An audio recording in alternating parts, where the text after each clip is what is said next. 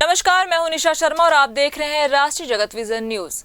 बेमेतरा जिले में फर्जी आईएएस अधिकारी बनकर ठगी करने वाले एक युवक को पुलिस ने गिरफ्तार किया है।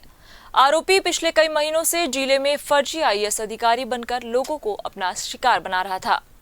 जानकारी के अनुसार आरोपी का नाम रोहित कुमार है, जो मूलतः उत्तर प्रदेश का निवासी बताया जा रहा है। वह पिछले लगभग 1 वर्ष से देवकर क्षेत्र में किराए के मकान में रह रहा था। आरोपी की शैक्षणिक योग्यता 10वीं पास बताई जा रही है, लेकिन इसके बावजूद वह स्वयं को भारतीय प्रशासनिक सेवा का अधिकारी बताकर लोगों को झांसा देता था।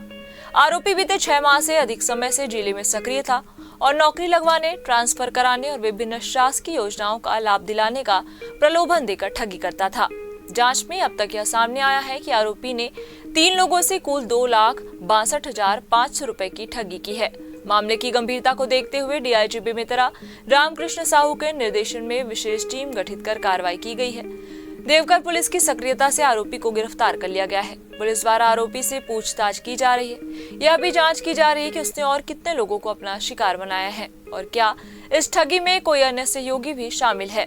फिलहाल आरोपी के विरुद्ध वैधानिक कार्रवाई की जा रही है। बेमेतरा जिले की थाना देवकर चौकी प्रभारी ने एक कार्रवाई की है, जिसमें जो है 319 का अपराध रजिस्टर्ड किया हुआ है।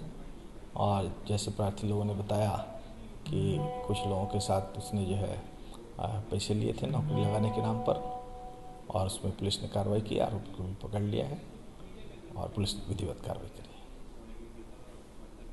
फिलहाल इस खबर में बस इतना ही। देश प्रदेश की खबरों से अपडेट रहने के लिए हमारे चैनल को सब्सक्राइब करें और नई खबरों के नोटिफिकेशन के लिए बेल आइकन जरूर दबाएं। नमस्कार।